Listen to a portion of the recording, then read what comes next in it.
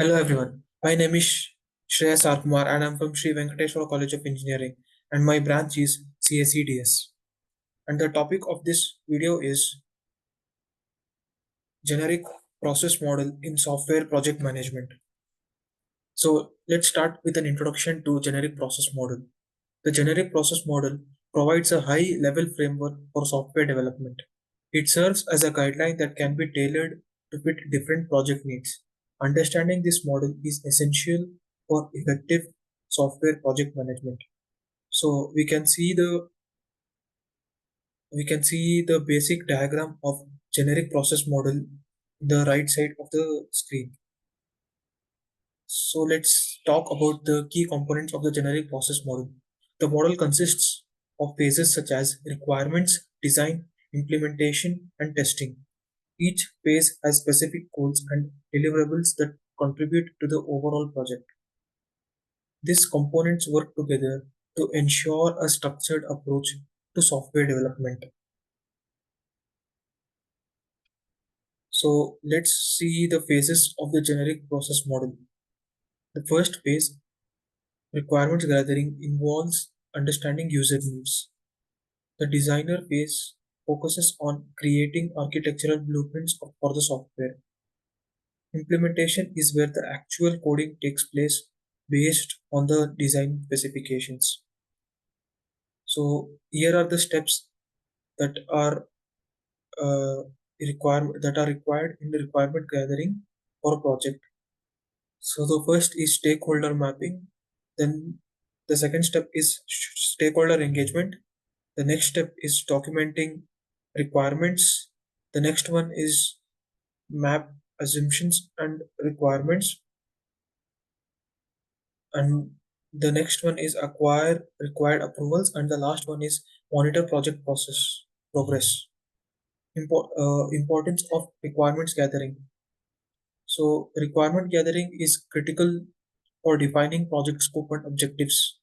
It helps prevent scope creep by clearly outlining what will be delivered. Effective communication with stakeholders during this phase is vital for success. So we can see the diagram for depicting the importance of requirement gathering towards the right side of the screen. So let's see the overview of the design phase. The design phase translates requirements into technical specifications. It includes both high level design and low level design. Proper design minimizes risks and enhances the maintainability of the software. Towards the right side of the screen, we can see the image that depicts the movement of design phase. So the step one is to define the problem. The step two is collect information. The next step is brainstorm and analyze ideas. And the next step is develop solutions or build a model. And the next step is we have to present our ideas and gain feedback from others. And the next step is to improve our design. So this is a iterative process which so that we can apply this process iteratively and gain better results from each iteration. Implementation in the generic process model. The implementation phase is where developers write the actual code. Best practices such as code interviews and version control are essential during this phase.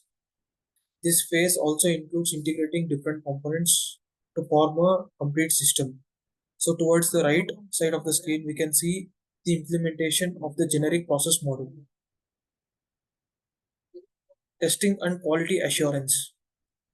So the testing phase ensures that the software meets the specific requirements. Various testing methods, including unit testing and integration testing, are employed. A focus on quality assurance helps in identifying defects early in the development cycle. Project management activities. Effective project management involves planning, monitoring, and controlling the project. Regular status meetings and progress tracking ensure the adherence to timelines. Risk management is also crucial. to address potential issues before they escalate. So, towards the right side of the screen, we can see the project management activities depicted as a diagram. So let's compare iterative and sequential approaches. The generic process model can be applied in both iterative and sequential ways.